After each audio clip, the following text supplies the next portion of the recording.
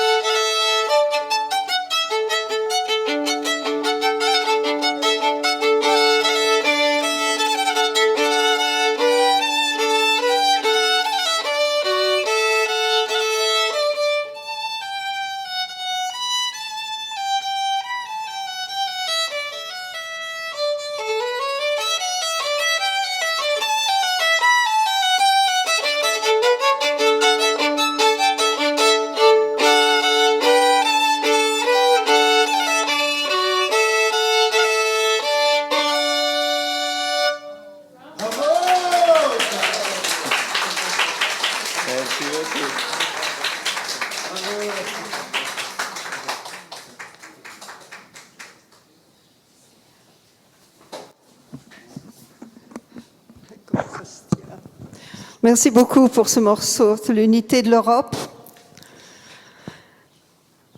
Nous avons été 100 ans en guerre avec l'Angleterre. Les 2 derniers conflits étaient contre l'Allemagne. Moi, je ne vais pas dire qu'on était au centre de tous les conflits. Mais cette unité de l'Europe, quel chemin, malgré toutes les difficultés qu'on peut avoir, les critiques, mais c'est quand même, cette unité de l'Europe est quelque chose d'incroyable. Bon, on a encore du chemin à faire. Mais bon, merci beaucoup. Merci infiniment pour ce morceau qui, de toute façon, est vraiment très enthousiasmant quand même. Bon, là, c'était pas l'occasion, mais c'est vrai, quand il y a les chœurs aussi, c'est tellement puissant. Donc aujourd'hui, nous célébrons 2 journées internationales de l'ONU. Donc, vous savez, Dialogue et Alliance essayent de suivre les journées internationales de l'ONU. Donc la première, c'est la Journée internationale des familles 2026. Chaque année, on la célèbre le 15 mai. Donc c'était vendredi. Et c'est depuis 1993. La deuxième journée, c'est la Journée internationale du vivre ensemble en paix. Et chaque année, on la célèbre le 16 mai depuis 2017. Donc, c'était hier. Donc aujourd'hui, c'est les 2 ensemble. Voilà. Donc, je vais vous les présenter brièvement. La première, donc, la Journée internationale des familles. Son objectif, c'est mieux faire connaître les questions liées à la famille et accroître la connaissance des enjeux sociétaux, économiques et démographiques qui les affectent. Donc je vous souhaite à tous une bonne journée internationale des familles. À tout le monde et dans toutes les langues. Mais je vais pas me lancer dans d'autres langues que le français. L'autre journée est la Journée internationale du vivre ensemble en paix. Son origine était le projet porté par l'association internationale soufie Alaouia, et c'est sa 10e année cette année. Ils se réunissent régulièrement en congrès aux Pays-Bas à Almer. C'est à l'initiative du cheikh Khaled Bentounes. Cette journée a été adoptée à l'unanimité par 193 pays de l'Assemblée générale des Nations unies le 8 décembre 2017. 193 pays de l'Assemblée générale. Moi, quand je l'ai lu, parce qu'il a fallu que je me prépare pour être votre modératrice, je me suis dit que ce désir de vivre ensemble en paix, ça doit être quelque chose de très profond dans le cœur de chacun d'entre nous, puisque finalement l'unanimité était là.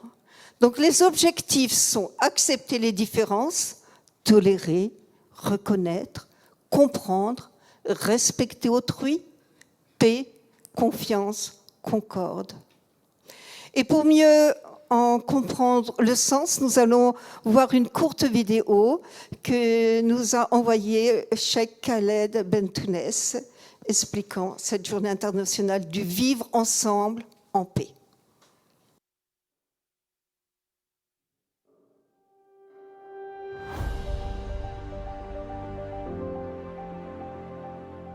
Dans un monde traversé par les tensions, les divisions et les incompréhensions, une idée simple a émergé.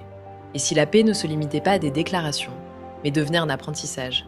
Et si vivre ensemble s'apprenait? Tout commence en 2014 à Oran, en Algérie, lors d'un congrès international dédié au féminin, Parole aux femmes. Une parole forte, portée par des femmes et des hommes venus de différents horizons. De cette rencontre naît une conviction. La paix ne peut exister durablement sans éducation, sans transmission, sans engagement collectif. Une idée prend forme, celle de consacrer une journée mondiale du vivre ensemble en paix.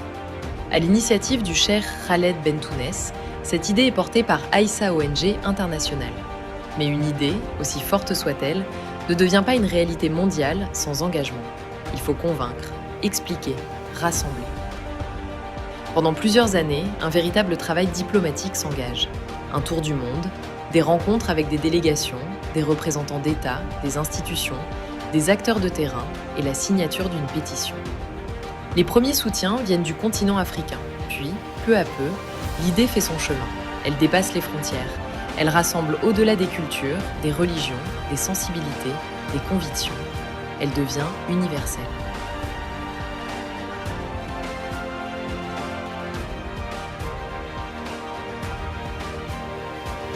Le 8 décembre 2017, lors de la 72e Assemblée générale des Nations Unies, les 193 États membres adoptent à l'unanimité la Journée internationale du vivre ensemble en paix à travers une résolution déposée par l'Algérie, à l'unanimité.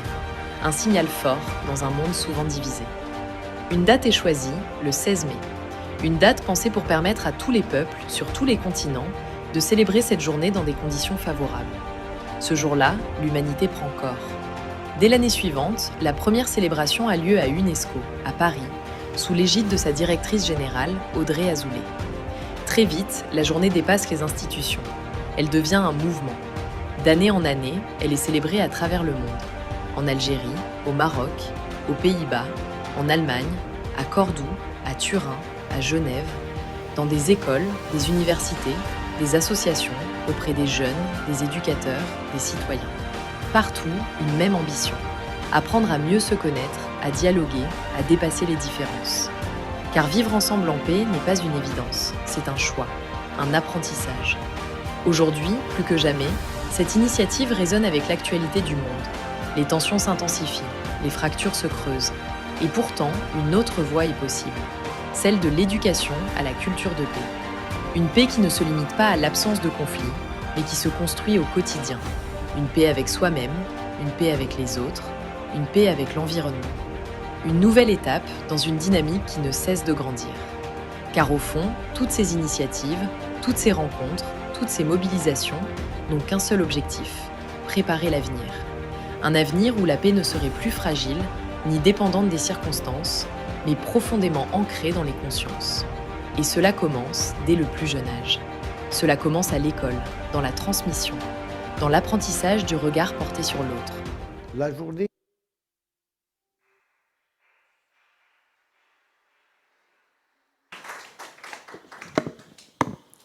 Oui, ce qui nous rassemble, c'est beaucoup plus de choses ou de sentiments ou de désirs que ce qui nous divise.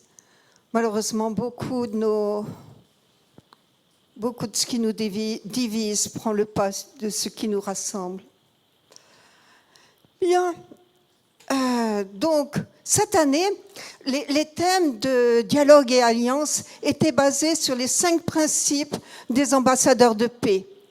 Et nous sommes arrivés, c'est bientôt les grandes vacances. Oh non, il y a encore un peu de temps avant les grandes vacances.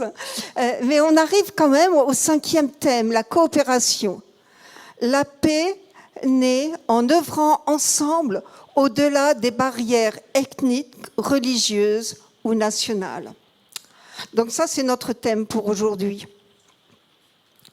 Donc, avant d'appeler la première intervenante, je voudrais vous solliciter, et surtout aussi par Zoom. Donc, par Zoom, c'est dans le chat. Ici, écrivez. Si vous avez des questions de ce qui vient ou un commentaire, mais plutôt des questions sur ce qui va être dit, expliqué, commenté, écrivez-les, parce qu'à la fin du programme, nous aurons un temps interactif pour les poser, et spécialement, notez bien à qui vous allez vous adresser. Donc, le premier regard, les premières lectures vont être sur le judaïsme. En général, nous prenons l'ordre historique dans lequel sont apparues les religions. Donc le premier regard va être celui du judaïsme, et je vais inviter Madame Tirzi Martin à venir lire et commenter. Madame Martin est diplômée du séminaire de théologie de Berrytown aux États-Unis. Donc, je vous laisse la parole, Madame Martin.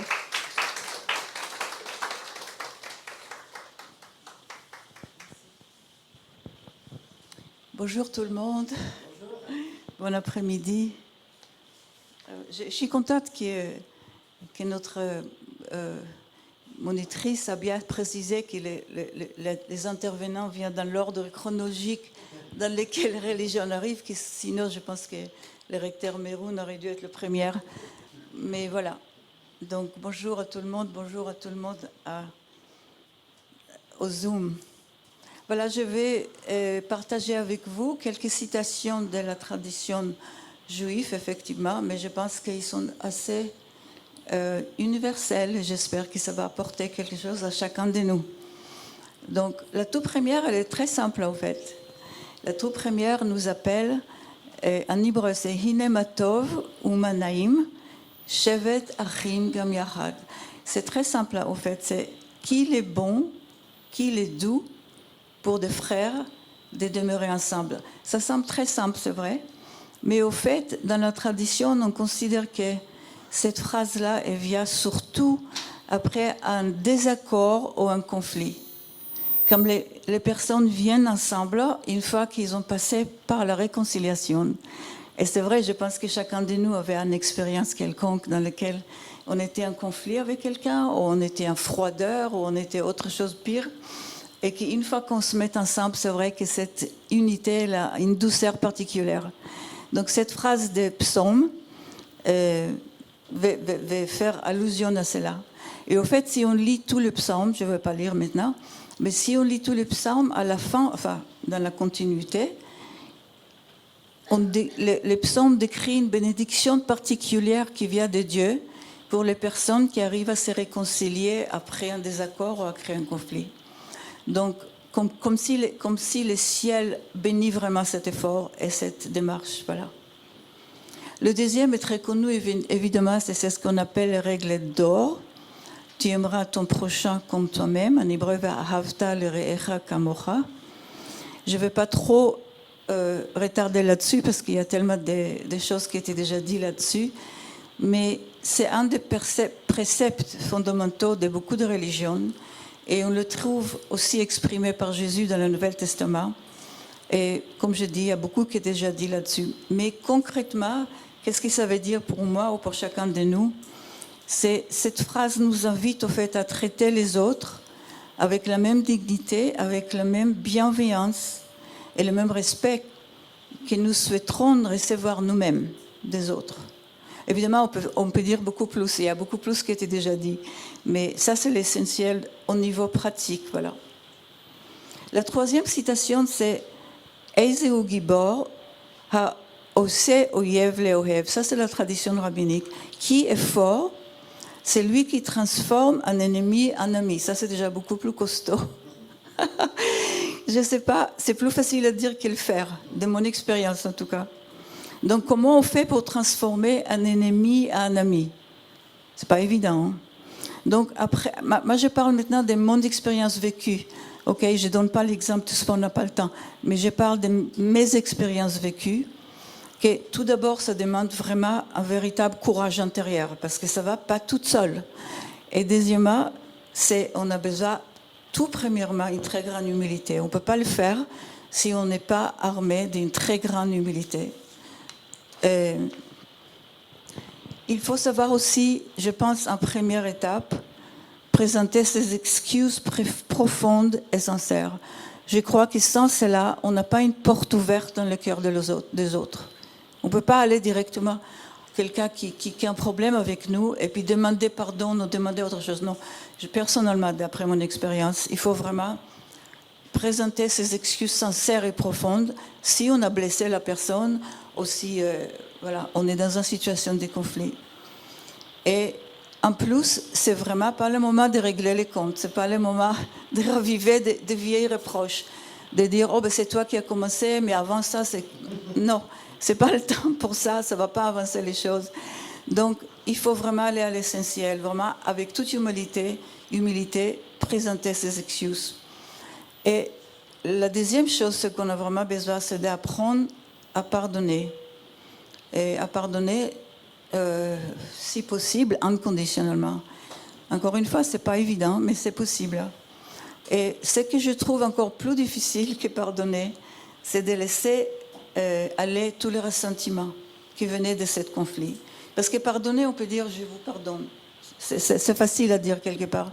Mais vraiment, à l'intérieur de mon cœur, de débarrasser de tous les ressentiments, la douleur aussi, hein, ça prend du temps. Donc, franchement, c'est pas facile, mais il faut savoir que c'est un processus, ça va mettre du temps. Il ne faut pas se décourager si ça prend du temps. Mais je crois sincèrement que c'est très possible. Et ça, c'est très encourageant. Je l'ai vécu et je le sais. Et j'ai vécu aussi comment dirais-je, la guérison qui vient après cela. Vraiment. C'est un vrai nettoyage, c'est une vraie guérison. Et c'est une vraie libération, en fait. C'est vraiment génial. L'avant-dernière, c'est « Halo av echad lekulanu, halo el echad branu ». En français, c'est « N'avons-nous pas tous un seul Père, un seul Dieu, ne nous a-t-il pas créés ?» Ça, c'est de Malachie. Et au fait, évidemment, cette parole nous rappelle que nous appartenons tous à une seule famille humaine, qu'on le veuille ou pas. Ce n'est pas une question de choix, on est tous créés par le même Créateur, donc ça fait de nous-mêmes vraiment des frères et sœurs. Donc on peut dire oui, mais ceci et cela. Non, on est vraiment des frères et sœurs. Et donc je trouve que c'est très regrettable que souvent nous laissons toutes les différences extérieures, comme la nationalité, la race, la culture et tout le reste, d'aller si loin au point qu'on oublie ce qui nous lie vraiment profondément. Parce que ce qui nous lie, c'est ça, qu'on est tous venus de la même Père, et tout le reste, c'est secondaire et extérieur. Donc je trouve que c'est plus facile de surmonter ce qui est extérieur qu'en sachant qu'il y a quelque chose de si profond qui nous lie. Voilà. Et la toute dernière citation que je vais citer maintenant, c'est de Martin Buber, qui est un philosophe qui est né fin 19e siècle, qui a disparu la moitié du 20e siècle. Et ça, pour moi, c'est la clé. C'est pour ça que je l'ai gardé pour la dernière. C'est vraiment la clé. La paix n'est pas un compromis. Elle est le fruit d'une véritable rencontre humaine. Et moi, je pense que c'est vraiment, encore une fois, d'expérience, je parle. Ça, c'est vraiment la clé. Et c'est vraiment l'essence d'un vrai début d'un paix. Pourquoi ? Parce que quand on rencontre quelqu'un de cœur à cœur, de mon expérience, il y a une sorte de magie qui s'opère. Il y a toutes les barrières qui tombent. Je ne sais pas pourquoi, je ne peux pas expliquer, mais vraiment comme les cœurs se connectent, on oublie que la personne est d'un autre pays, d'une autre langue, parce qu'on est tous humains, comme on a dit là. Donc les cœurs s'unissent, et là, on n'est plus juste une sorte d'abstraction, non étiquette, on est vraiment une personne qui me ressemble beaucoup, et que peut-être qu'on partage beaucoup de choses, et d'une manière qui m'apparaît parfois vraiment magique, ça tombe et ça n'existe plus. Et je l'ai vécu plus qu'une fois. Et je crois que tant qu'on considère l'autre comme un groupe, c'est trop facile de créer de ça un objet. Et un objet, on peut rejeter, on peut mépriser, parce que c'est un groupe, c'est pas quelque chose d'humain, c'est pas quelque chose qui me touche.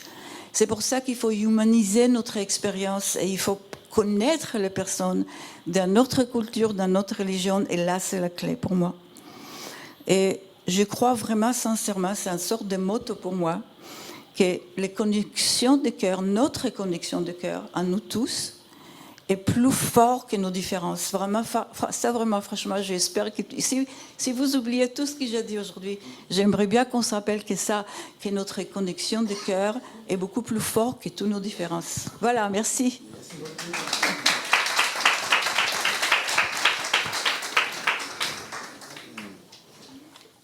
Merci Madame Martin pour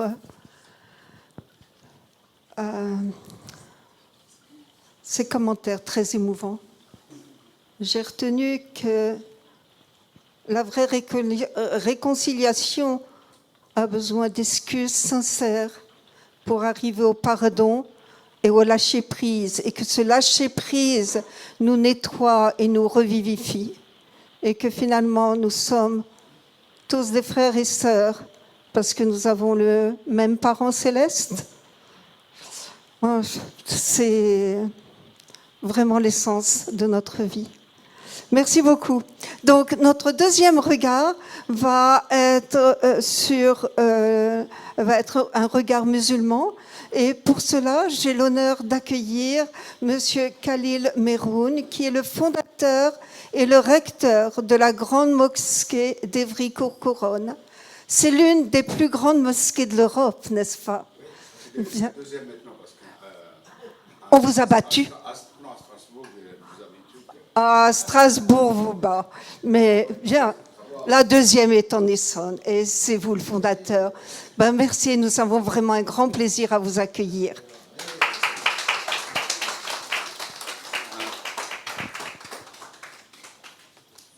Écoutez, Bismillah ar-Rahman ar-Rahim, au nom de Dieu clément miséricordieux, je salue aussi nos frères qui nous regardent dans le monde, parce que vraiment je vais vous parler de cette fraternité humaine et de la paix. Eh bien, à chaque fois j'aime bien citer et réciter ce verset du Coran. Oh, les gens, nous vous avons créé d'un homme et d'une femme, et nous avons fait de vous des nations, des tribus. Quel est l'objectif?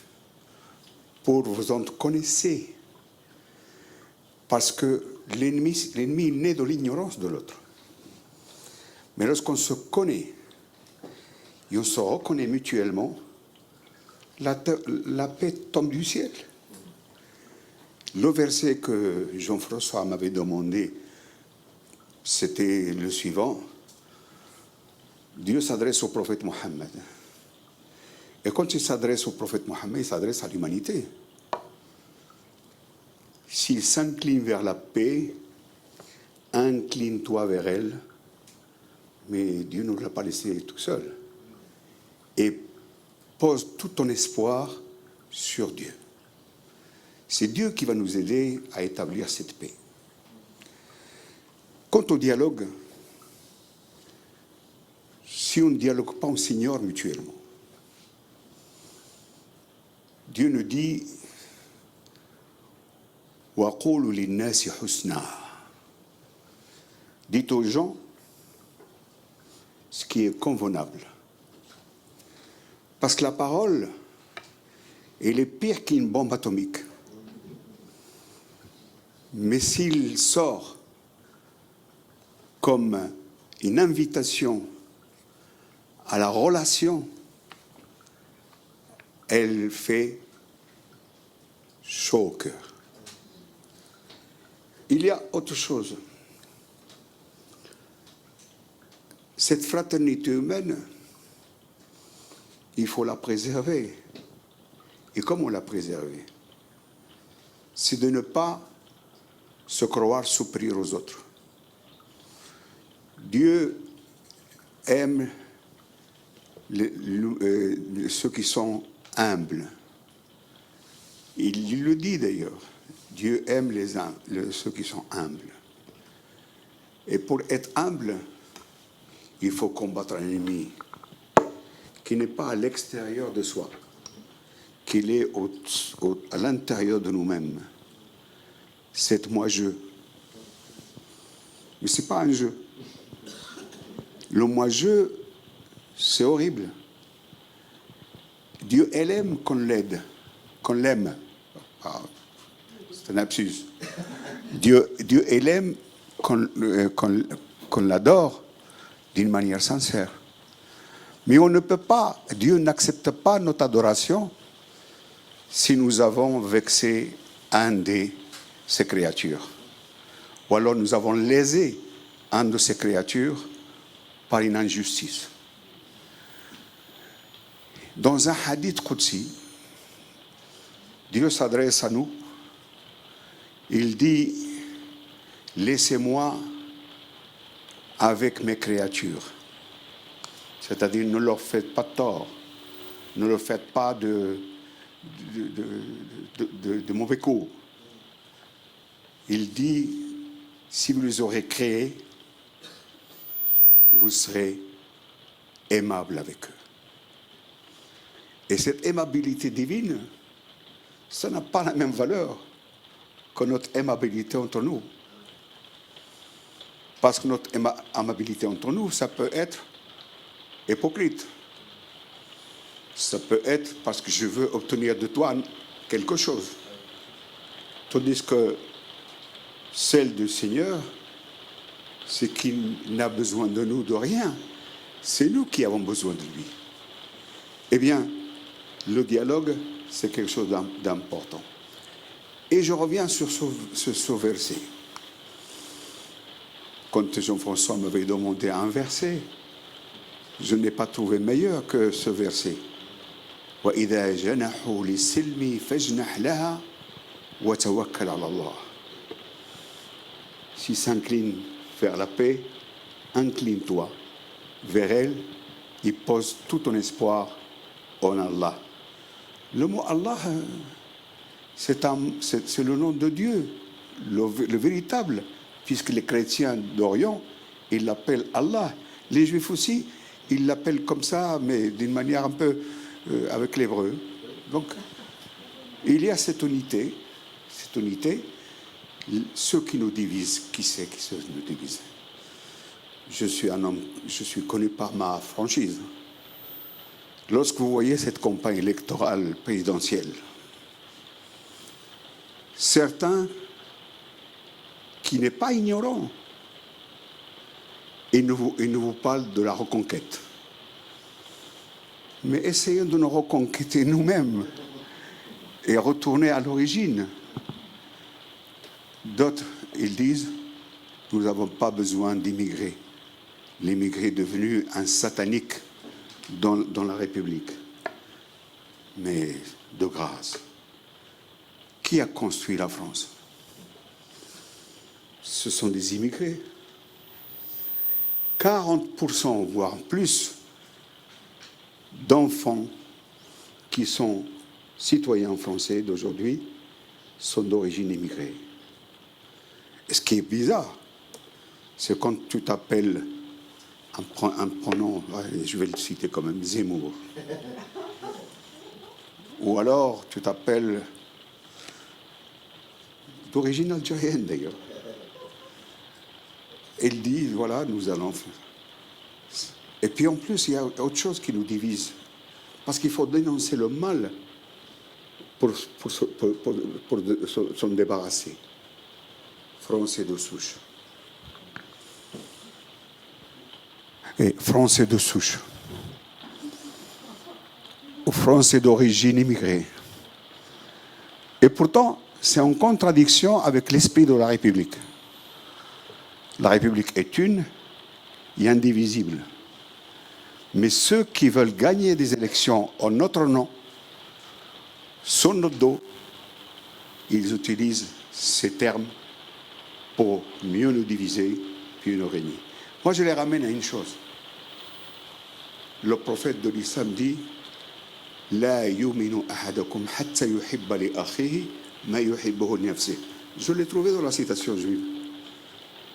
Nul ne sera croyant tant qu'il n'aime pas à son frère. Il a dit frère, pas son prochain. À son frère, ce qu'il aime à soi-même. Eh bien, ça m'a toujours fait plaisir. Vous voyez, j'ai écrit, je voulais vous parler de mon cœur, pas de ce que j'ai écrit. Jean-François. Parler du cœur, ça va vers le cœur. Et c'est ça ce qui me fait plaisir de venir. Je suis ambassadeur de paix, pas par le choix, parce que vous êtes tous des ambassadeurs de paix. Mais bien sûr, lorsque je suis allé à Séoul, ça a augmenté ma ferveur de la paix. Parce que j'ai vu des hommes et des femmes qui œuvraient pour la paix de manière sincère. Eh bien voilà. Et je vais vous dire, j'étais tellement franc avec les ambassadeurs de paix. La première fois où je suis allé à Séoul, je suis allé timidement froid. Mais lorsque j'ai vu la dimension du travail qui est fait pour la paix, j'avais plus de chaleur que de froideur. Donc, continuez à vivre ensemble. Le vivre ensemble, selon nous, a une dimension importante. Mais selon les politiques, il n'a pas de sens. Parce que c'est un vivre ensemble qui sort de la langue. Il ne sort pas du fond de nos cœurs. Vive la République. Vive la France. Vive la paix. Et vive les ambassadeurs de paix. Salam alaikum.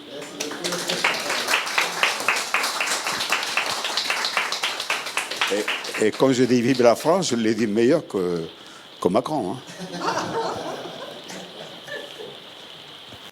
Parce que c'est sorti du cœur. Merci.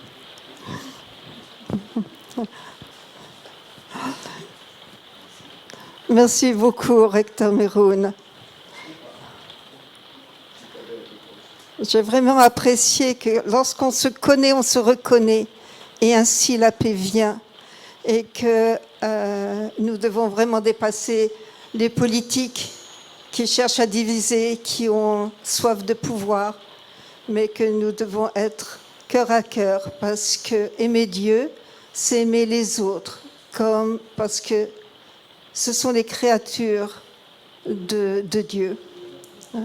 Et souvent, dans une fratrie, on s'aime les uns les autres parce qu'on grandit ensemble, mais parce qu'on a les mêmes parents. Donc, je vous invite à bien écrire vos questions dans le chat, parce que nous allons avoir une partie interactive après notre programme. Ici aussi, s'il vous plaît, notez vos réflexions, vos questions et à qui ça s'adresse. Et maintenant, nous allons faire une pause culturelle. Nous allons regarder la bande-annonce d'un tout nouveau film qui est sorti il n'y a pas très longtemps. Vous connaissez peut-être, il s'appelle « Nous, l'orchestre ». Il offre un très bel exemple de coopération et de vie collective. Donc il pose la question, pourquoi jouer ensemble sans se sentir disparaître dans la masse ? Un orchestre symphonique, 120 participants. Celui qui est à l'autre bout, on connaît son prénom. Comment vivre ensemble, comment vivre et travailler si longtemps côte à côte sans que le groupe n'explose. Bon, les musiciens, c'est des artistes. Donc les artistes ont, excusez-moi, un certain ego aussi. Donc il faut quand même coopérer. Comment transformer les différences individuelles en une harmonie commune ? Je trouve que le rôle du chef d'orchestre doit être prépondérant pour unir toutes ces individualités. Bon, il y a la partition aussi qui impose une certaine discipline, sans doute. Donc, pour la première fois dans ce film, caméra et micro se glissent au milieu des 120 musiciens de l'Orchestre de Paris, qui est dirigé par leur jeune chef prodige, qui est finlandais, Klaus Mäkelä, ou Mäkelä en finlandais. Donc, ah oui, j'ai encore un petit commentaire à vous lire. C'est un film immersif, au cœur de la musique en train de se créer, en plus de l'expérience des musiciens, de leurs émotions et de la beauté du travail accompli ensemble. Donc, je vous laisse écouter.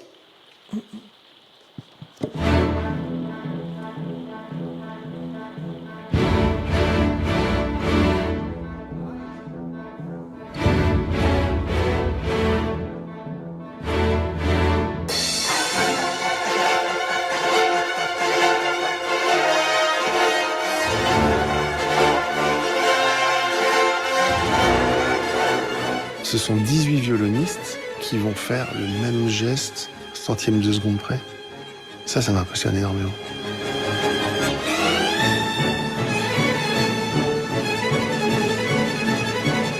La force du collectif et de cette volonté de jouer ensemble. Sur ma droite, j'ai mes collègues bassonistes. Il y a les cuivres derrière. Les violoncelles sont devant. Tout le monde peut avoir à un certain moment l'impression de servir à rien. C'est faux. On se remercie, on se félicite assez régulièrement, quoi. Faut être un peu plus que collègue. Sinon, ça prend pas. Sinon, les concerts sont moins bien.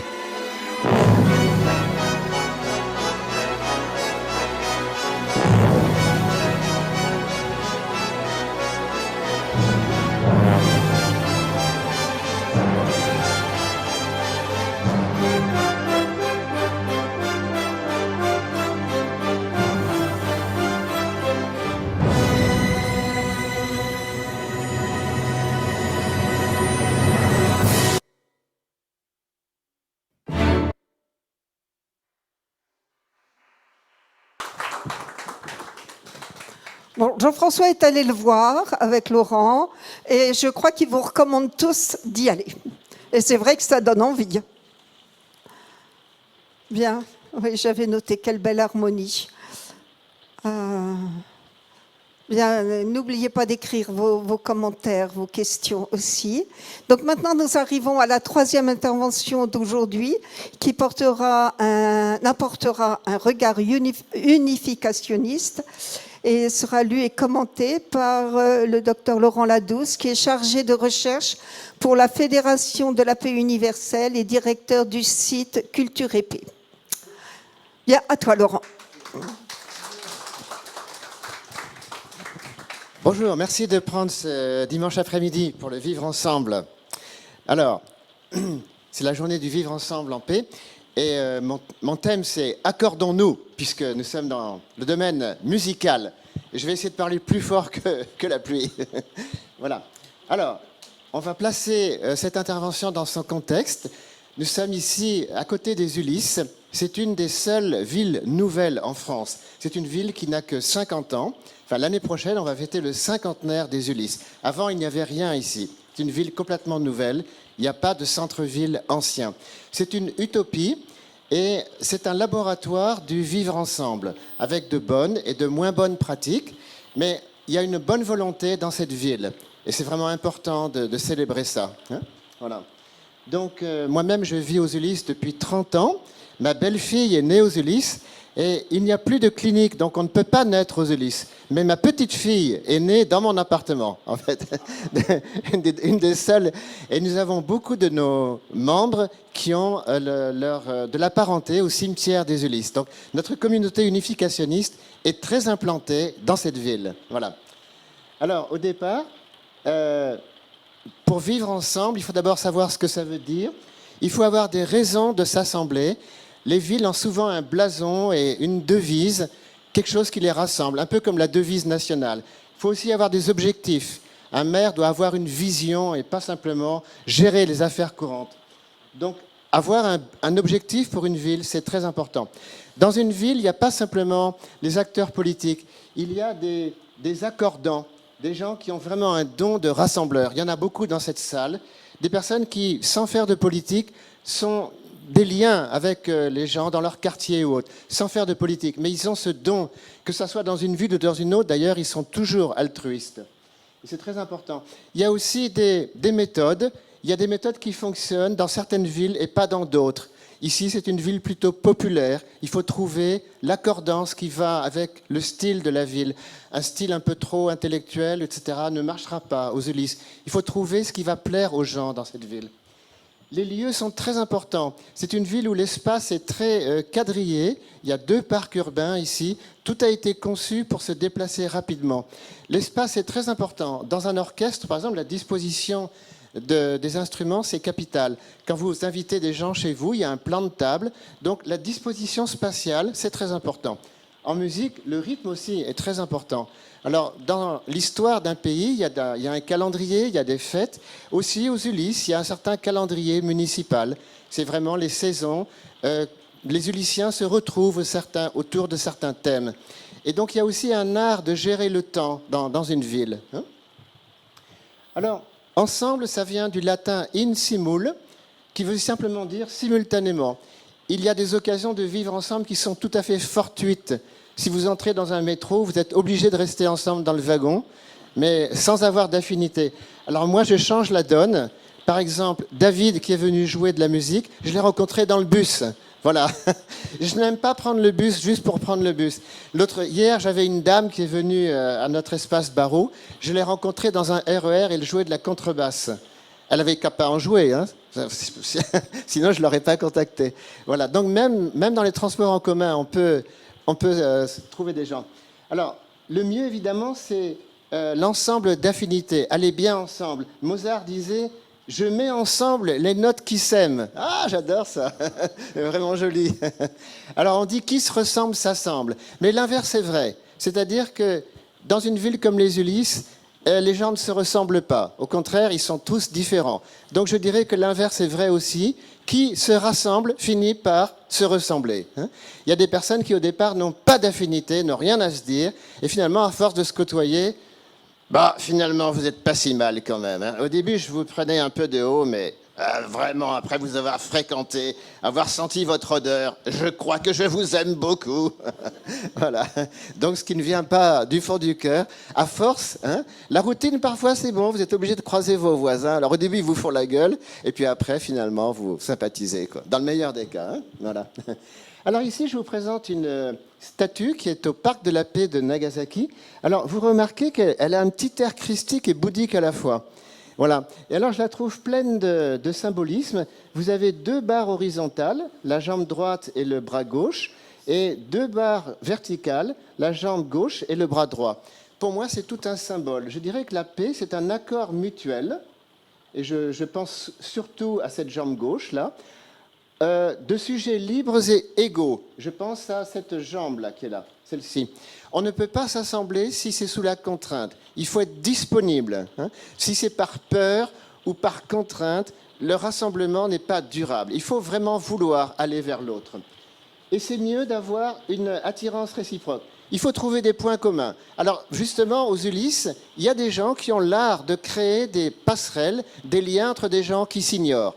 Il faut vraiment trouver des personnes comme ça, qui ont le don d'aimanter. Ce n'est pas donné à tout le monde, il faut cultiver ça. Et puis, il faut avoir un bien supérieur. Alors, pas simplement un intérêt commun, par exemple parce que vous aimez le foot ou vous aimez le baseball. Ça va rassembler quelques personnes. Il faut rassembler, par exemple, tous les Ulyssiens pour quelque chose qui est commun. C'est pour ça que le slogan « J'aime les Ulysses, j'aime ma ville » n'est pas vain. Si vous êtes maire, vous ne pouvez pas vous empêcher d'aimer les concitoyens. Vous ne faites pas ce job juste pour l'ambition. D'ailleurs, la plupart des Français aiment leur maire, en fait. Ils se sentent assez proches de leur maire. Ils le voient un peu comme un parent, si vous voulez. Bien sûr, la politique, il y a beaucoup de choses qui sont difficiles. Mais je pense que les maires des villes sont tellement dévoués à leurs concitoyens, en fait. Il faut s'en souvenir. Voilà. Alors, je disais que pour qu'il y ait une paix, une unité entre 2 personnes, il vaut mieux qu'elles soient déjà à l'aise.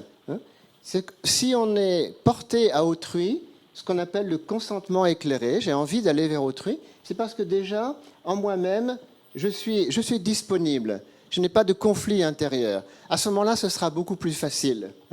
Il faut que les gens se sentent libres d'aller les uns vers les autres. Il y a des personnes qui restent vraiment coincées dans leur ego, et le contact avec autrui est difficile. Parfois, il faut débloquer la situation, il faut avoir l'air de mettre les gens à l'aise qui ne le sont pas.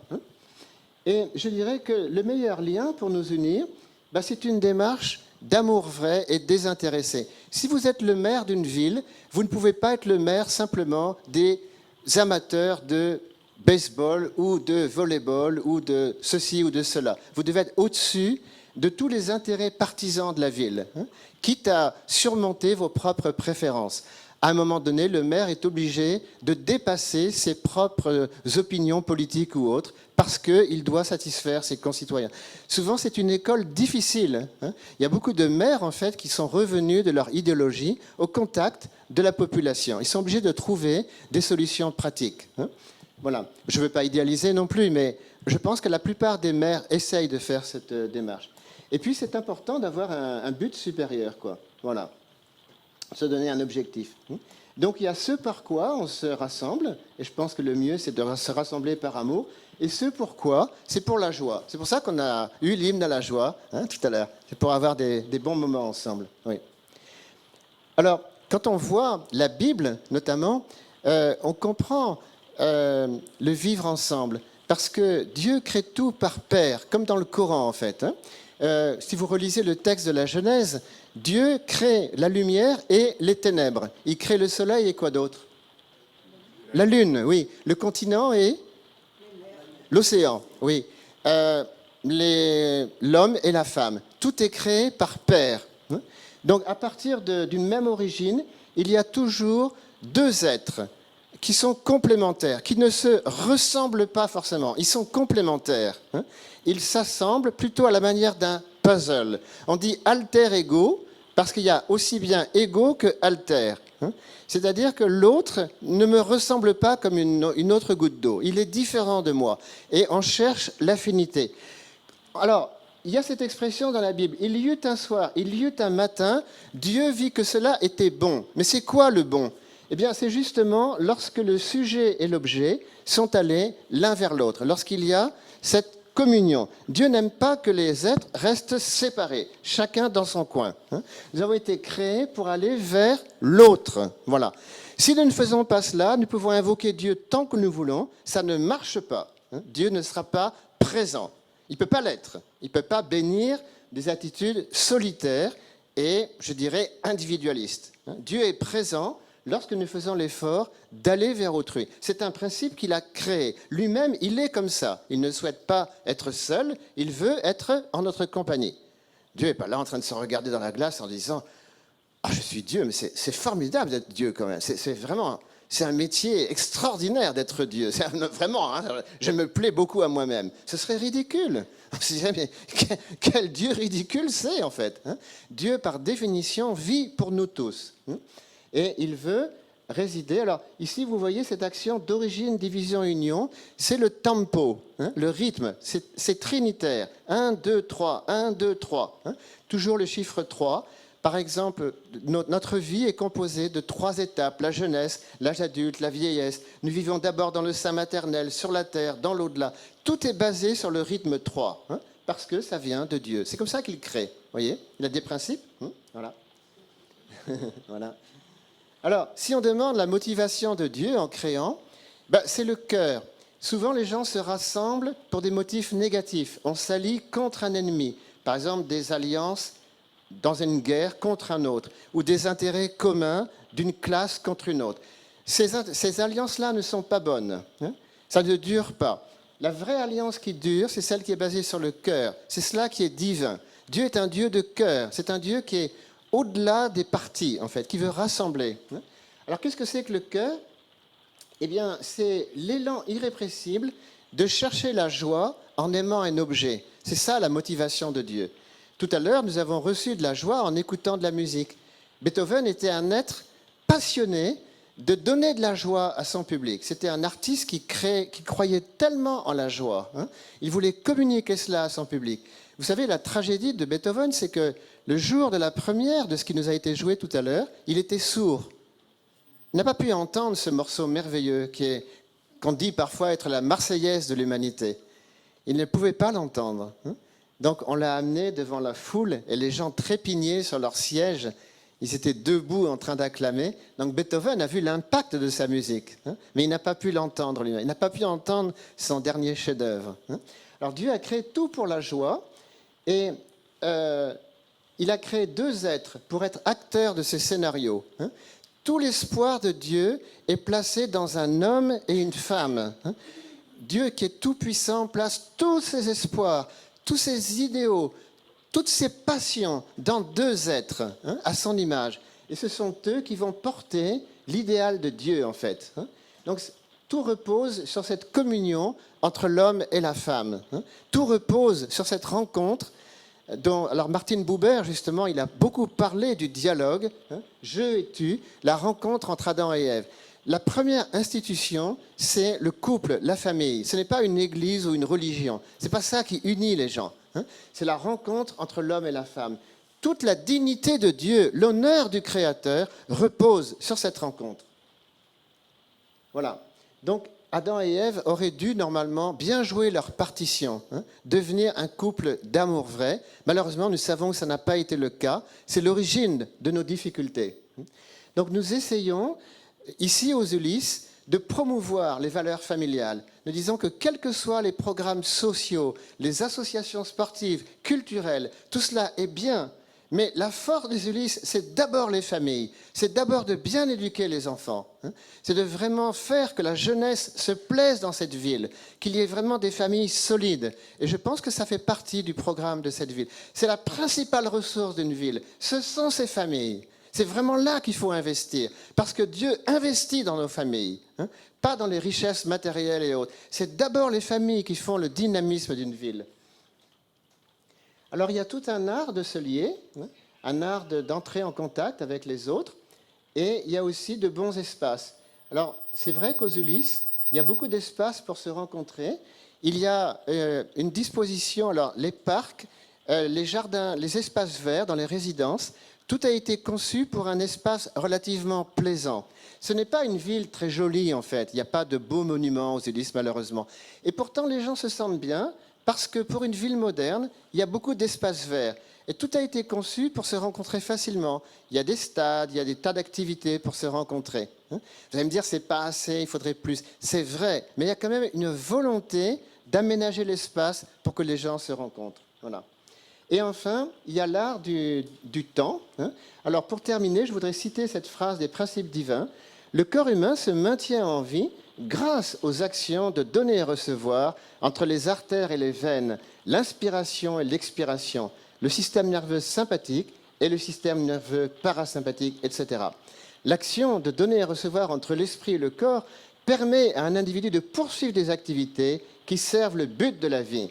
Les actions de donner et recevoir entre mari et femme dans une famille, entre les personnes dans la société, entre le gouvernement et les citoyens dans une nation, et entre les nations dans le monde, sont essentielles pour leur permettre de vivre ensemble en harmonie et en paix. Merci beaucoup.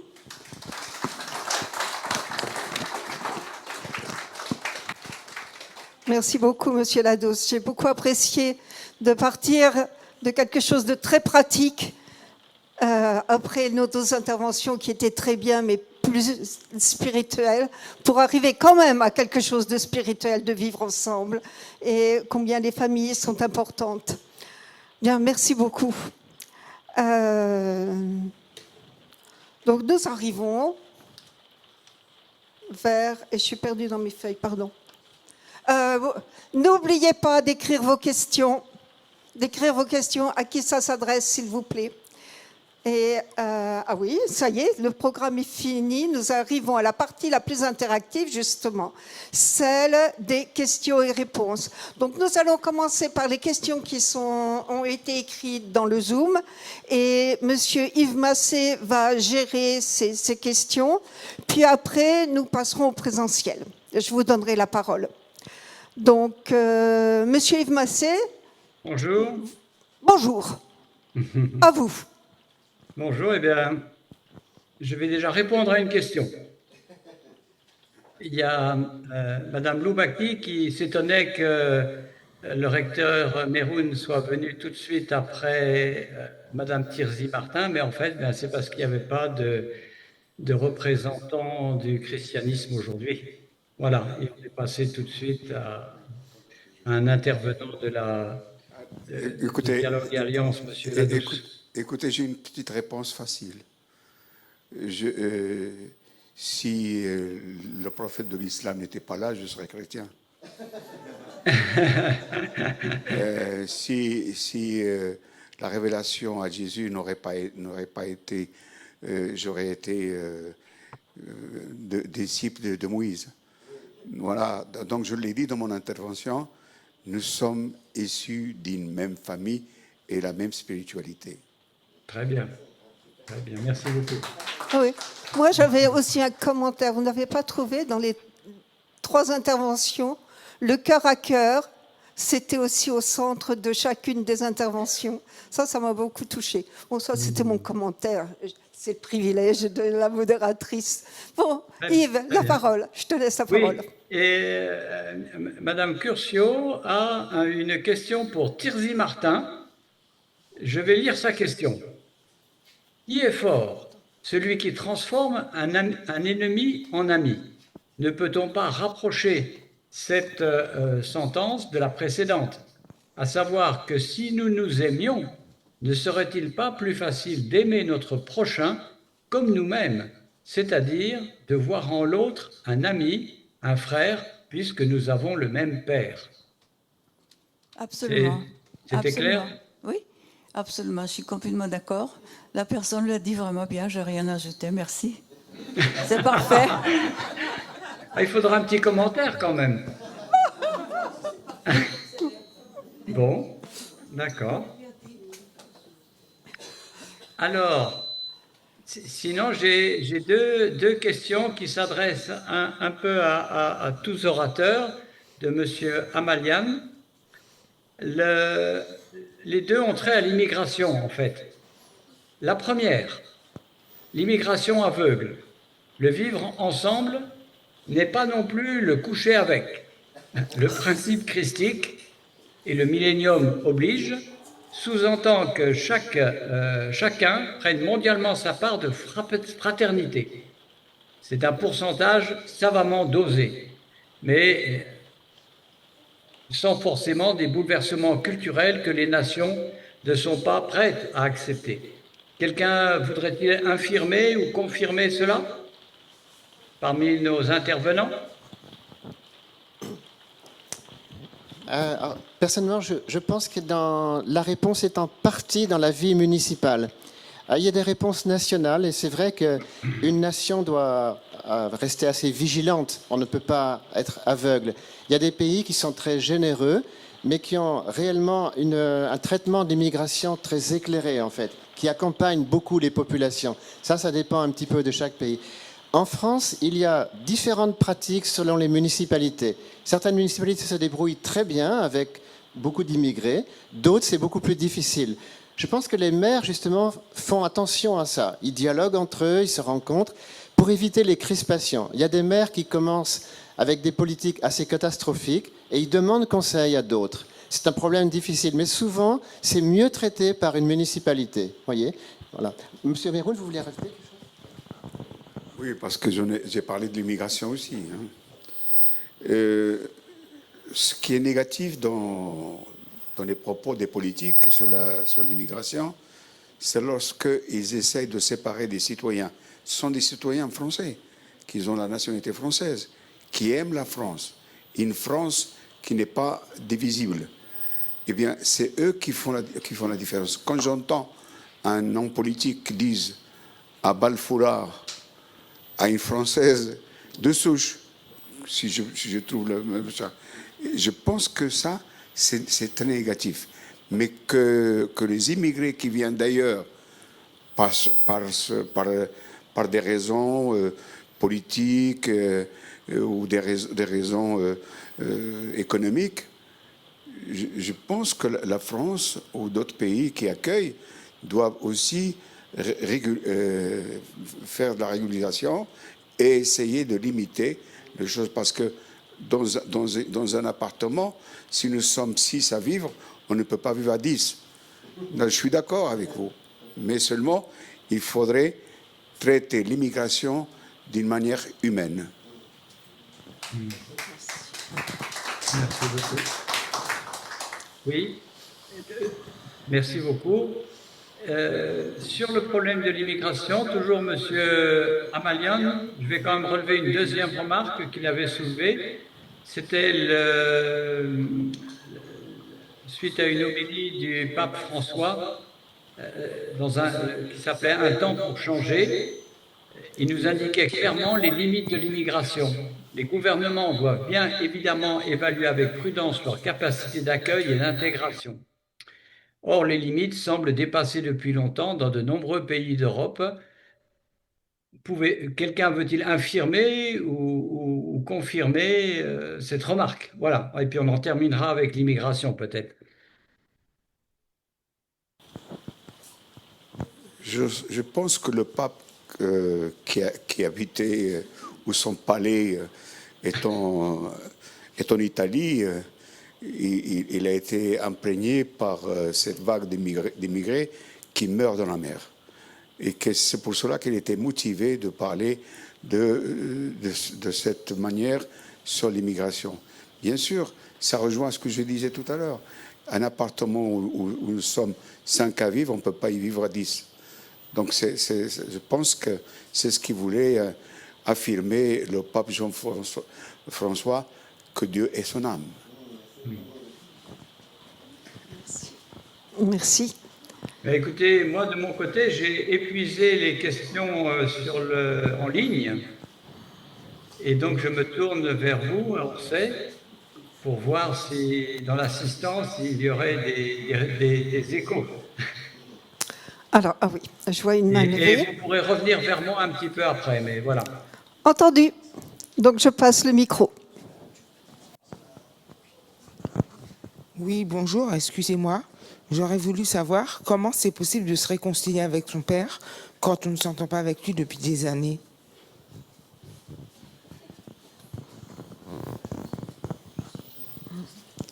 Qui veut répondre? Qui peut se réconcilier avec son père quand on ne s'entend pas, on est en conflit depuis des années avec lui? Tirzi, tu en avais parlé.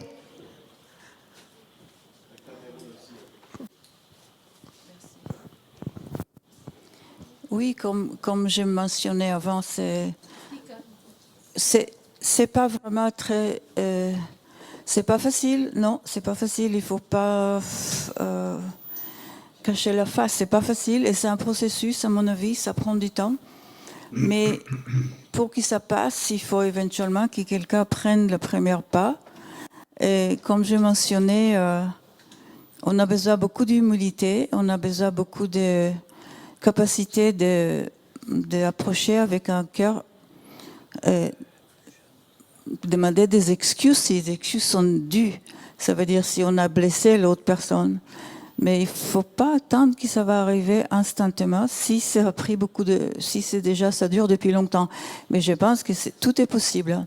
Si les deux côtés ont certainement envie de prendre ces démarches, je pense qu'avec humilité, avec un cœur sincère, ça peut passer. Et après, je pense qu'une fois qu'on commence, on sera étonné à quelle vitesse que ça peut aller au fait. Et là, on va revenir aux premières citations, oh combien il est agréable, il est doux de se retrouver après un désaccord ou un conflit. C'est possible, mais il faut être patient. Voilà, merci.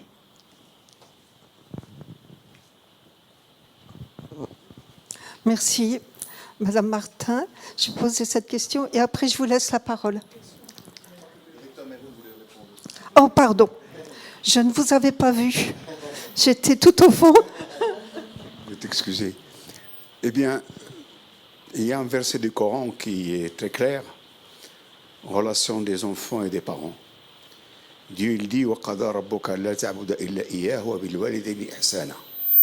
Dieu a ordre de n'adorer que lui et être agréable avec vos parents. Bien sûr, il y a aussi une autre citation. Un jour, il y a un jeune qui a été se plaindre à un juge contre son père. Et le père, il a été chercher la réponse chez le prophète. Et le prophète lui a convoqué l'enfant et lui a dit, avant que je commette, en arabe ça dit ya'iq, avant de commettre l'erreur avec mon père, lui, il a commis des erreurs avec moi. Pourquoi? Parce qu'il m'a choisi une mère qui n'est pas digne de moi. Il m'a choisi un nom, un prénom, où tout le monde se moquait de moi et tout ça. Et là, le prophète a répondu à ce père, tu as causé du tort à ton fils avant que ton fils te cause du tort.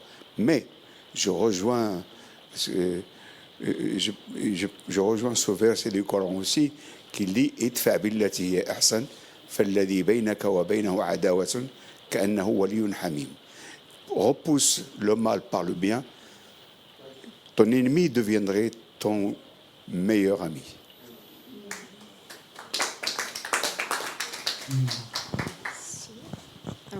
Donc je retourne, je vous laisse la parole. Bonsoir à tous, je me présente, je suis Madame Séri Coré. Pour moi, ne pas pardonner est une prison. Parce que le cœur, c'est la chair, le cœur est mou. Et le cœur est le premier habitat de celui qui le porte. Et quand tu pardonnes, tu trouves la clé qui t'aidera à sortir de cette prison. Parce que c'est une prison de ne pas pardonner. Mais par moments, ceux qui sont tout autour de toi ne comprennent pas que tu attends qu'ils prennent la clé, qu'ils ouvrent et que tu puisses sortir. Mais s'ils ne le font pas, trouve de la force et va chercher la clé parce qu'elle n'est pas loin de toi. Tire juste ta main, allonge juste ta main, tu trouveras la clé, tu ouvres et tu sors, tu seras libre et puis les plaies vont partir. Et tu vas pouvoir vivre. Parce que ne pas pardonner, c'est arrêter de vivre. Voilà pour moi.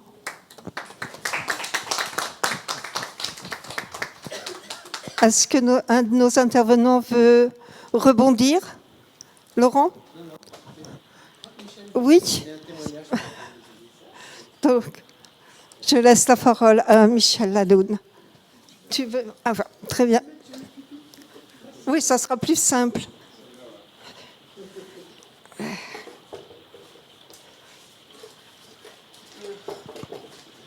Bonjour à tous, bonjour à toutes. Vous préférez le micro? Zoom, t'entends pas. Alors, bonjour. C'est dommage. Vous allez me dire si ça va. Bonjour à tous, bonjour à toutes. Vous m'avez bien entendu. Alors, monsieur, comment il s'appelle, m'a dit qu'il ne fallait pas dire je. C'est bien vous qui avez dit qu'il ne faut pas dire je.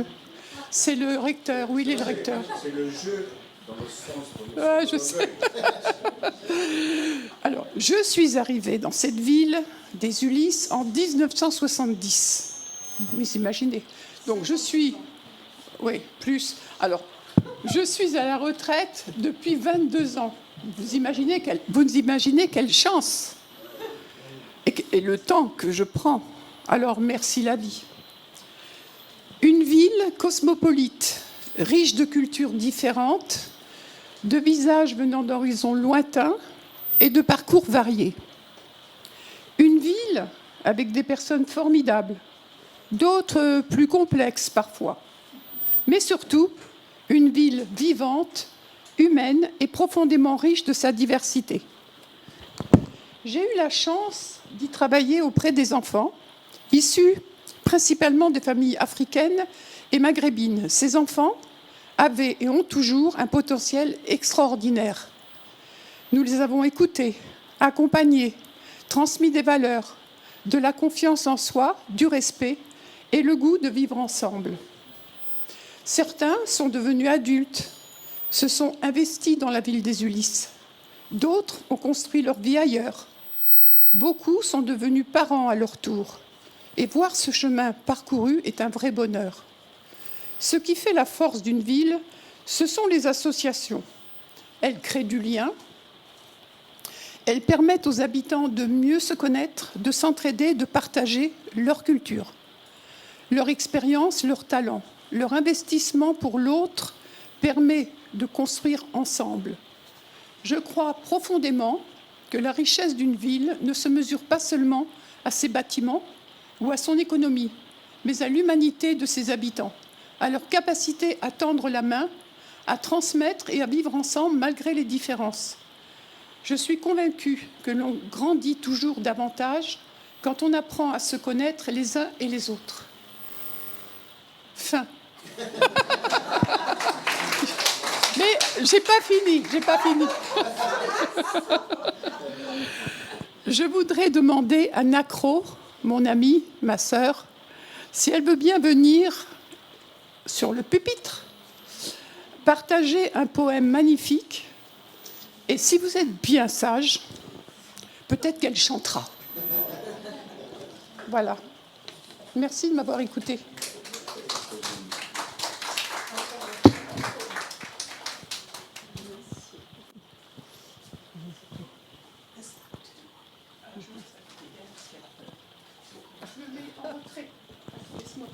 Oui. Le partage. Partager un sourire, un morceau de pain, c'est offrir un peu de riz à ceux qui n'ont rien. Partager son temps, un secret, une chanson, c'est rendre plus grand le bonheur d'une maison. Quand on donne un peu, le cœur devient léger. Et dans les yeux heureux, on voit briller la paix. Car le plus beau trésor n'est ni l'or ni l'argent. C'est la main que l'on tend encore avec amour, tout simplement, comme elle avait dit, fin. Tu sais qu'ils ont été sages. Hein. Oui. Ok, d'accord. Je vais chanter un chant.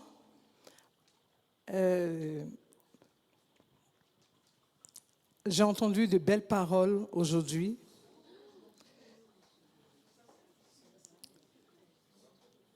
j'ai entendu de belles paroles, mais de très belles paroles.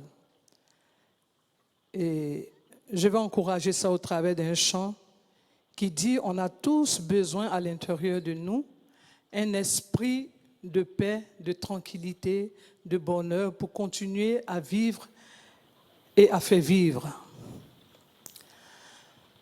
Zouzou kulia, kulia, kulia, kulia. Zouzou kulia, kulia, kulia, kulia. Zouzou kulia, kulia, kulia, kulia. Allez, kulia, kulia. Fin.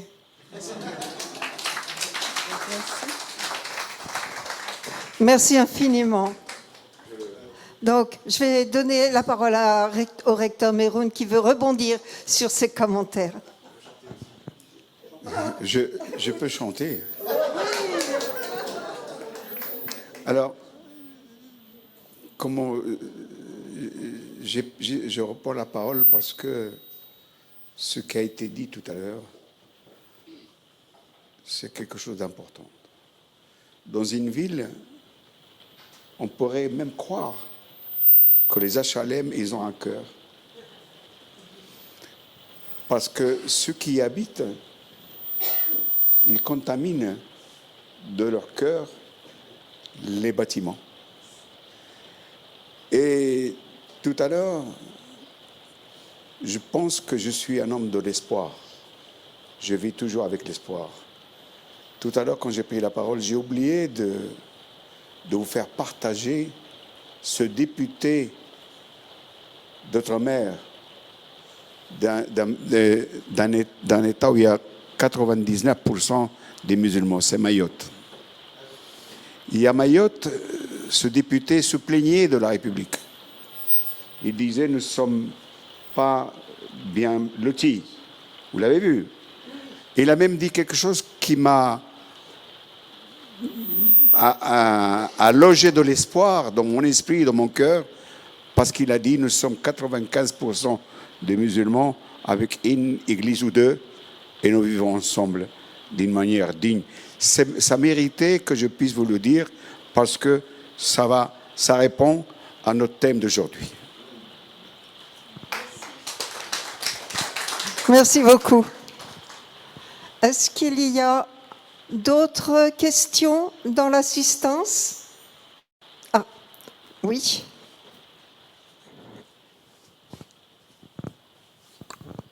Alors, c'est juste pour dire qu'on a vécu pendant 4 ans dans mon bâtiment avec un homme horrible qui battait ses chiens, qui vendait de la drogue et qui m'a menacé, moi, physiquement. Donc, on a dû faire une pétition et c'est là que je me suis rendu compte à quel point les voisins pouvaient être forts. On a fait 3 pétitions et on a réussi à expulser ces espèces d'individus absolument immondes qui vivaient chez nous. Et depuis ça, la Donnière est devenue un endroit très calme. Ils nous ont mis des caméras et je trouve que ça a été une idée grandiose de mettre des caméras parce que maintenant, nous n'avons plus les petits vendeurs à la sauvette qui vendent de la drogue en bas du bâtiment et l'intérieur du bâtiment reste calme et je suis bien contente de ça. Donc quand j'entends parler du cœur des HLM, ça me fait penser au cœur du bâtiment C, la Donnière. C'est mon bâtiment et c'est là où nous vivons et c'est là où nous vivons en harmonie. Merci beaucoup pour ce témoignage. Tu veux répondre? Juste une minute. Ah oui, et après une question? Est-ce que tu voulais répondre à ça? Non? Non, mais je présente M. Krefker, qui est de la MTC. Donc... Vous êtes là? Merci beaucoup d'être venu. À pilier de la vie associative de 2005, au fond, là. Tu veux... Monsieur Krefker, hein? Voilà. Enchanté, bienvenue. Donc nous avons une question ici. Comment? Oh, puisque vous êtes devant. Ben oui, c'est plus facile de montrer par Zoom. Ok.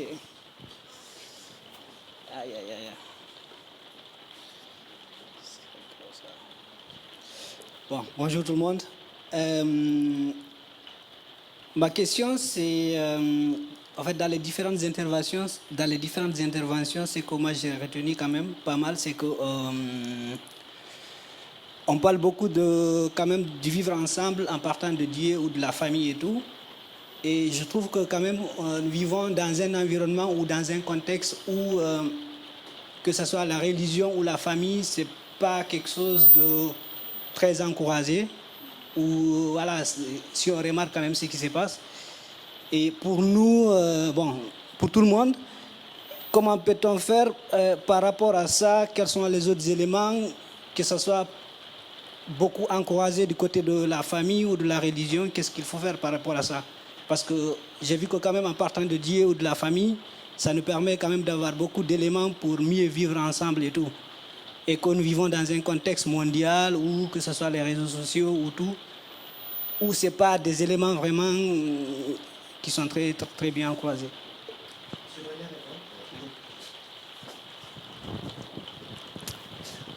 Je pense que nous le voulions ou non, les questions familiales deviennent centrales depuis quelques décennies, pour des raisons aussi démographiques. C'est-à-dire que nos nations s'inquiètent de la crise de la natalité et de la faiblesse du mariage. Longtemps, on est resté aveugle à ça. Mais il y a une inquiétude de plus en plus grande, en fait. Si l'être humain continue à vivre aussi solitairement, s'il y a de moins en moins de mariages, de naissances, notre civilisation est fichue, en fait. Donc cette inquiétude est de plus en plus forte quand même. Mais il est vraiment temps de s'en apercevoir. Donc notre fédération, depuis des années, alerte sur les questions familiales. Nous disons que c'est tellement important d'investir dans la préparation au mariage et à la famille. Après, c'est trop tard. Beaucoup de gens, finalement, se marient sans avoir la maturité. Et on pourrait résoudre les problèmes à l'avance. Il y a un gros travail de prévention. Donc, je pense que bientôt, les questions familiales vont devenir extrêmement urgentes partout en Europe. Il va y avoir un réveil profond et sans doute un retour au sacré. Beaucoup d'articles disent que, finalement, là où les gens sentent le plus le sacré, ça reste dans le couple. Beaucoup de personnes ont l'expérience du sacré dans la vie sexuelle, dans la vie conjugale. Ils sentent qu'il y a quelque chose dans les relations entre hommes et femmes. Mais tout a été tellement détruit que c'est difficile de revenir à de bonnes aspirations. Je pense qu'on est tombé tellement bas que maintenant on ne peut que remonter un petit peu, quoi. Enfin, je l'espère en tout cas. Oui, docteur. Oui, je réagis à votre question, mais avant, je voudrais réagir à cette dame qui disait qu'il y avait quelqu'un qui battait ses chiens et tout ça, qui était en danger pour son immeuble. Eh bien, vous avez réussi tout simplement parce que vous avez uni votre force. Et l'union fait la force. Et la force apporte des solutions. Mais si vous serez restés main croisée et chacun attend que l'autre intervient, vous ne serez pas, comme vous l'avez bien dit, aujourd'hui vous êtes heureux, vous pouvez vivre ensemble dans votre immeuble.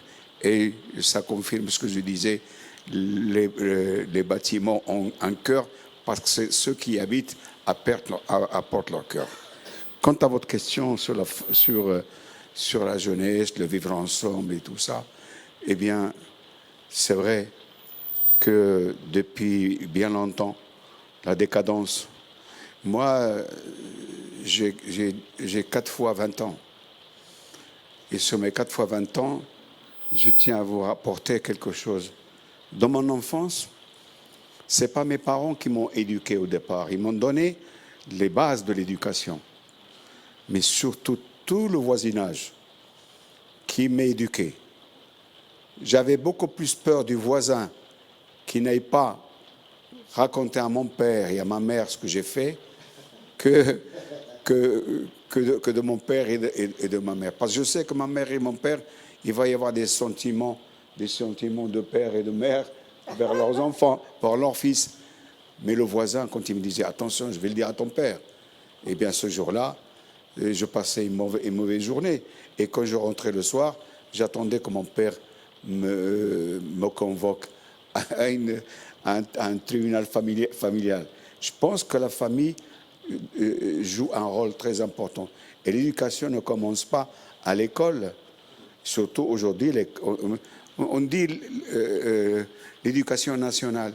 Il n'y a plus d'éducation nationale. Le mot éducation, il y a l'école nationale. On apprend, on donne pas de. C'est votre métier. On ne fait plus de l'éducation.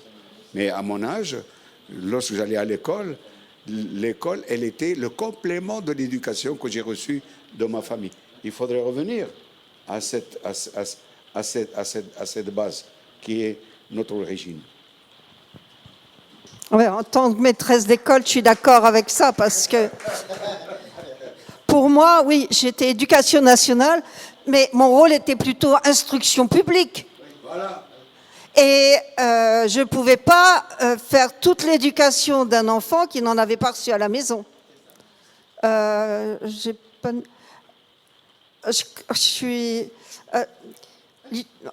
temps passe, Joël, je crois que je te zappe. Je donne la parole à Monsieur Crèvecoeur. Je me tourne vers Yves pour une dernière question. 2 dernières interventions. Mais si vous avez d'autres choses à discuter, il y a un goûter après. Donc, on pourra discuter encore. Ok, merci de me donner la parole. Donc, je tenais d'abord à remercier l'ensemble des intervenants. Tu me vois à l'écran ? Non ? Si tu regardes devant toi, tu me verras. Donc, voilà. Bon, je vois pour les caméras, peut-être. Bon, là, je vais me déplacer, c'est bon. Allez, c'est parce que c'est toi. Pardon.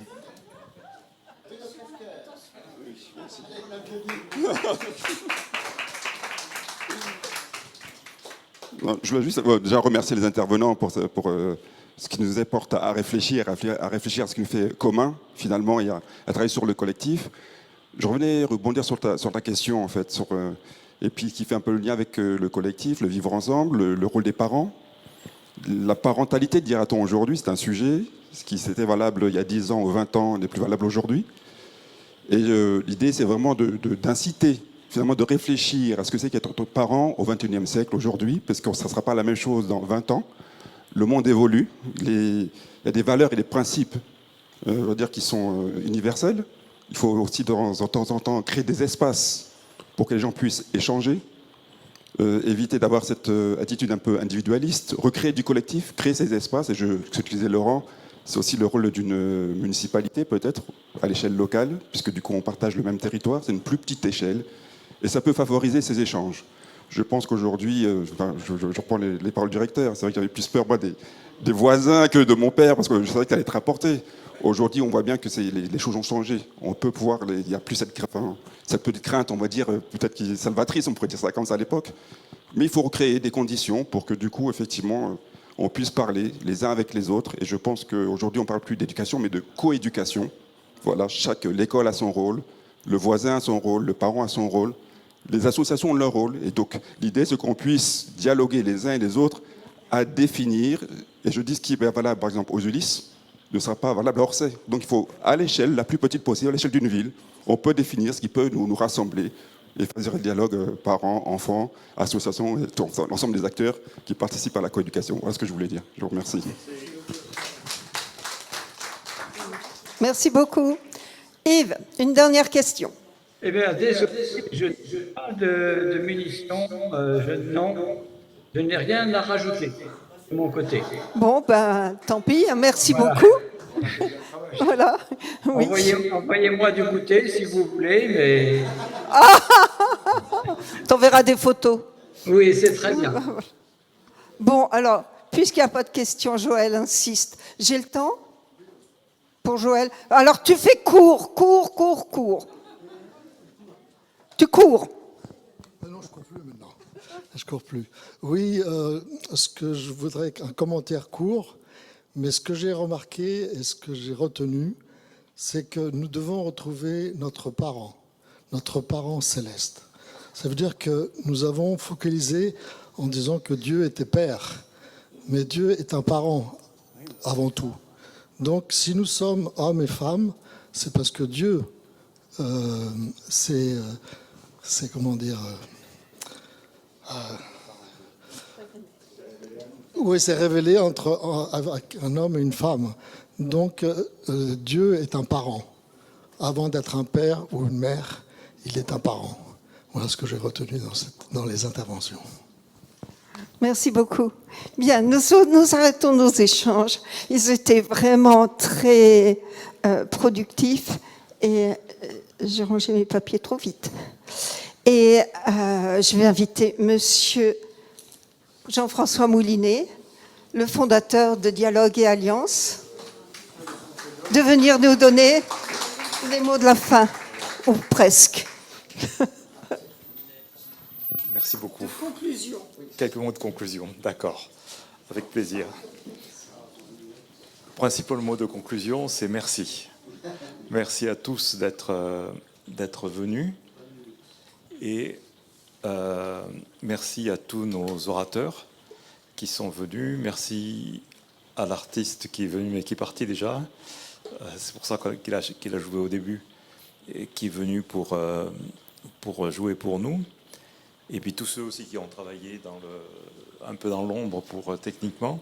Et puis bonjour surtout à nos amis à l'étranger. Je ne sais pas combien il y a de connexions, tu sais hein.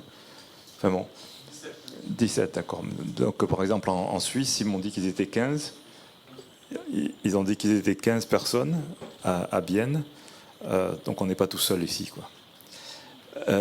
Et merci à nos principaux partenaires. Alors justement, aujourd'hui, je voudrais mettre en valeur un de nos partenaires, qui est la Fédération pour la paix universelle, parce qu'on a son président avec nous. C'est exceptionnel. C'est rare qu'il soit en France.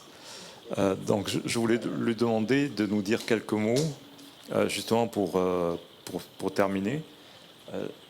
C'est monsieur Jacques Marion, donc qui habite à Orsay. Mais je ne sais pas s'il est plus à Orsay ou plus partout ailleurs. Donc voilà. Jacques, si tu veux nous dire quelques mots, il faut qu'on...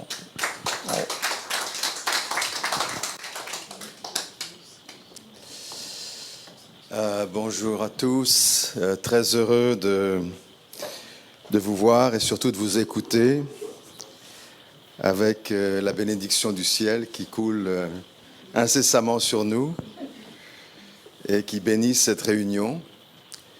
Et aussi merci au recteur Meroun et à tous nos invités ici parce que oui, j'habite à Orsay, je vais souvent aux Ulysses, mais le fait de se rencontrer dans une petite salle comme ça, c'est un peu le microcosme des Ulysses et on voit vraiment le cœur de cette ville.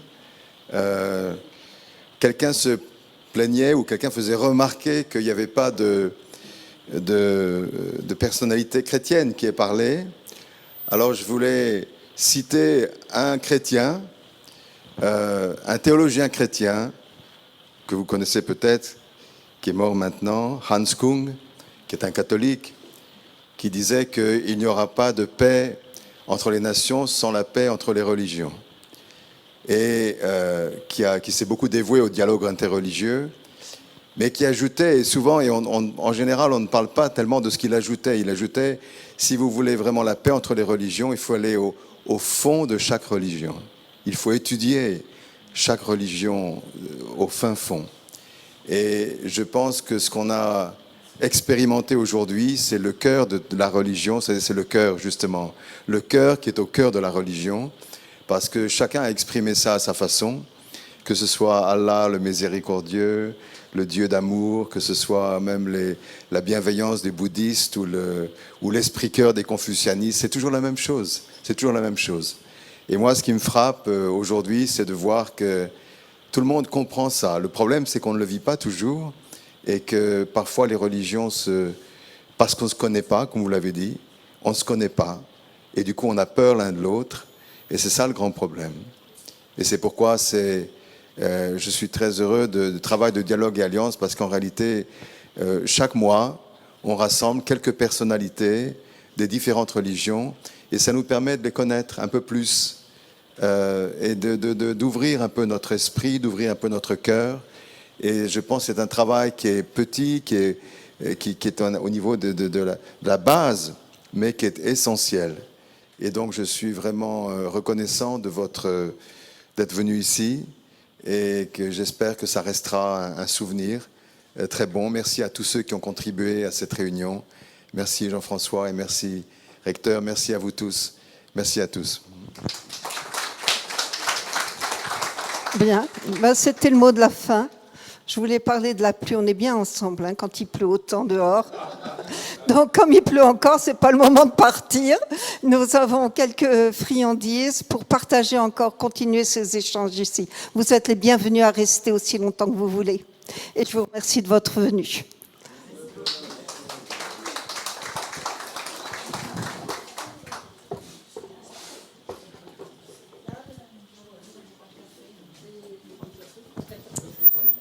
Voilà, je suis contente. Mission. Good job, hein?